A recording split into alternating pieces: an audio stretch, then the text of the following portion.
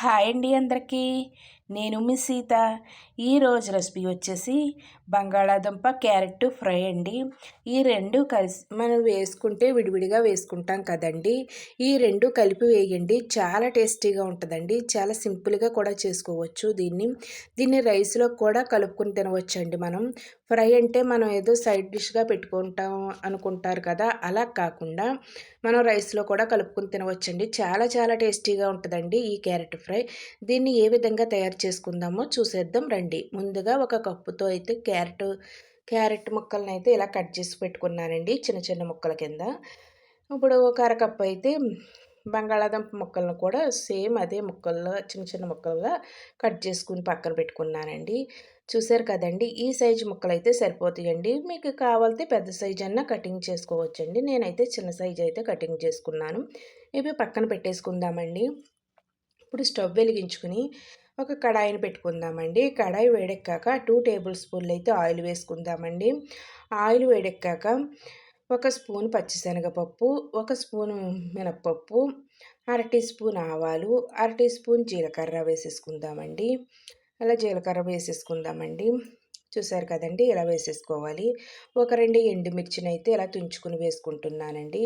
ఒక 4, 5 ఎల్లుల్లి రబ్బలను అయితే ఇలా దంచుకుని వేసుకుంటున్నానండి. ఒక 2 రబ్బల కరివేపాకును కూడా వేసేసుకుంటున్నాను. అలాగే ఒక ఉల్లిపాయనైతే చిన్న ముక్కల కింద అయితే కట్ చేసుకుని ఆ ఉల్లిపాయ ముక్కలు కూడా వేసేసుకుంటున్నానండి. వేసేసుకుని బాగా వేయించేసుకోవాలండి. మొత్తం అంతా కూడా బాగా లైట్ గోల్డెన్ కలర్ వచ్చేదాకా వేయించుకోవాలండి. ఇలా వేయించేసుకోవాలండి ఆయిల్ అంతా పైకొచ్చేదాకాను. మొత్తం ఇది ఉల్లిపాయ అన్నది ఎంత వేగితే అంత బాగుంటుందండి ఫ్రై. అలా వేయించేసుకున్న వాటిల్లో అయితే మనం క్యారెట్ని అయితే కట్ చేసి పక్కన పెట్టుకున్నాం కదండి. ఈ క్యారెట్ ముక్కలను కూడా వేసేసుకుని బాగా కలిపేసుకుందామండి.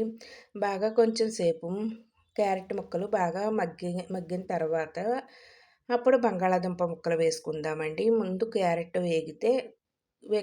వేగనాక కొంచెం టైం పడుద్ది కదండి.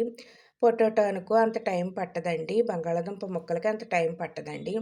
ముందు క్యారెట్ ముక్కలు వేగిన తర్వాత అప్పుడు బంగాళాదుంప ముక్కలను కూడా వేసేసుకోవాలండి.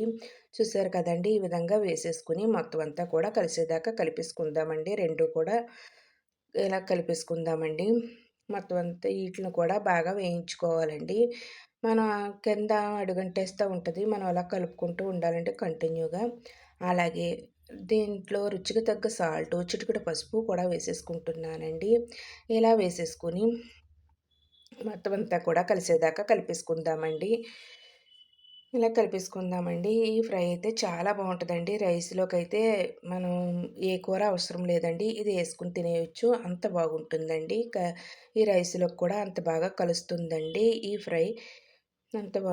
అలా బాగుంటుందండి. అలాగే రసం, సాంబార్ ఇందులోకైనా కూడా సూపర్ కాంబినేషన్ అండి ఇది. ఇలా మూత పెట్టేసి బాగా మగ్గించేసుకుందామండి. మొత్తం అంతా కూడా మగ్గించుకుందాం. మయంగా ఒక్కొక్కసారి చూసుకుంటూ ఉండండి, కలుపుకుంటూ ఉండండి. లేదంటే కింద అడుగంటుతూ ఉంటుందండి.